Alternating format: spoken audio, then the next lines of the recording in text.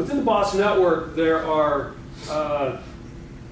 47 different metrics that we are reviewed on a monthly basis. Sometimes some of them are daily. A lot of times we'll look at those on a daily basis, but we also focus on those primarily on a monthly basis. And we're looking at the different metrics. They range anywhere from the number of lines to the number of pieces to overtime, and again, 47 separate metrics. The 6 primary metrics that we refer to and talk most often to and actually have awards for are payroll cost per line, RX quality, DPMO, DCLPH, 53-10%, SPI, and transportation expense to revenue. So let me just talk about what each of those are and why we use them and what they mean to us. These are in no particular order, and I'm going to actually jump to number 3 right there and talk about our DCLPH. One of the things that we've really focused on over the last several years is what is DCLPH? Well, DCLPH is your total lines divided by your payroll. Again, you're trying to improve the number of lines that you have on a per hour basis. How many lines does each individual achieve? How many lines can they pick? How many lines can they receive, etc. So DCLPH is definitely a number that we strive to meet. What's interesting is sometimes you can look at that and say, well, if you want your LPH to go up, you have to let people go, less hours. Well, the problem with that is you have to balance that then with overtime. So again, there's some balancing there that takes place in each distribution center. And again, each distribution center is laid out differently because the building being different, it has to be laid out, so not all things are equal there. The type of product that you're dispensing or distributing is different, so there's some differences there. So not all DCs are equal in their LPH, but again, the focus is to improve our DCLPH. So it's critical to us on the LPH. Payroll cost per line, again, just looking at our payroll. Again, we have budgets just like everyone else does. We have to live within those budgets, those guidelines and so forth, and we focus a lot on our payroll cost per line. The other one, let me jump over to RX quality DPMO. For those of you, again, that are familiar with Six Sigma, you'll know the term DPMO. It stands for defects per million opportunities. How many errors, how many mistakes do I have for every 1 million opportunities to make that mistake?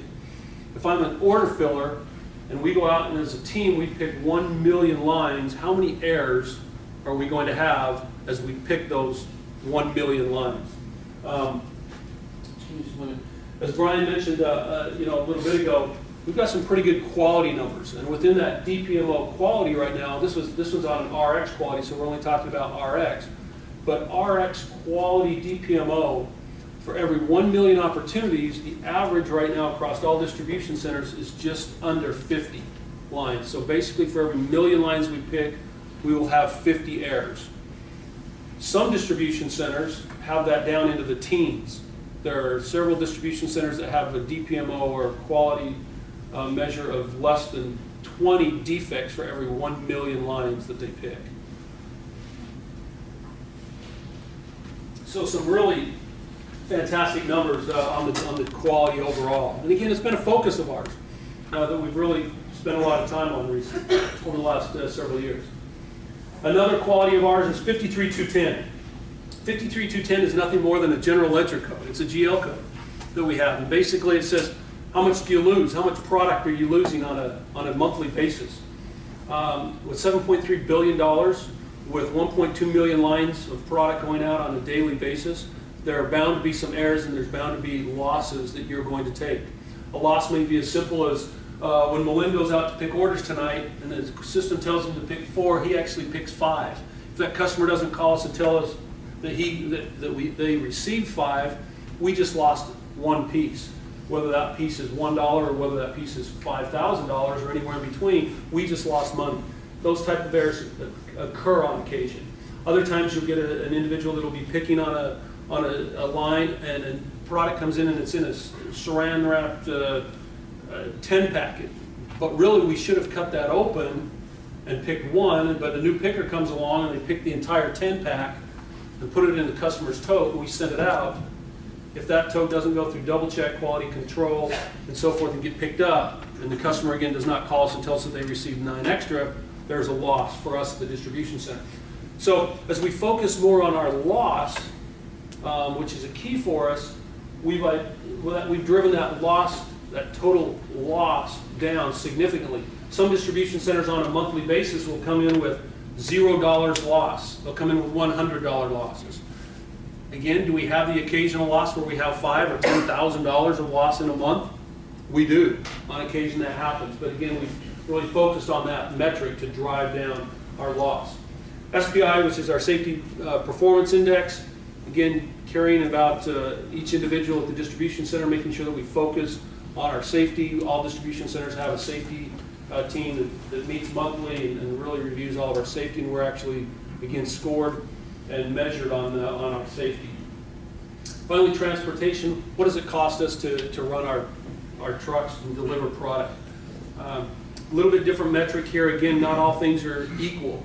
If we are in Atlanta, and as you notice, if you recall back on that slide that we had with all of the distribution centers, if I'm in Atlanta, I'm not traveling near as far to deliver a lot more product than when I'm in Denver and I'm going all the way into Montana, or I'm going into Wyoming and South Dakota and so forth like that. So again, a lot of delivery expenses, you know, at McKesson right now in our operations, but again, we try to focus on reducing those total costs.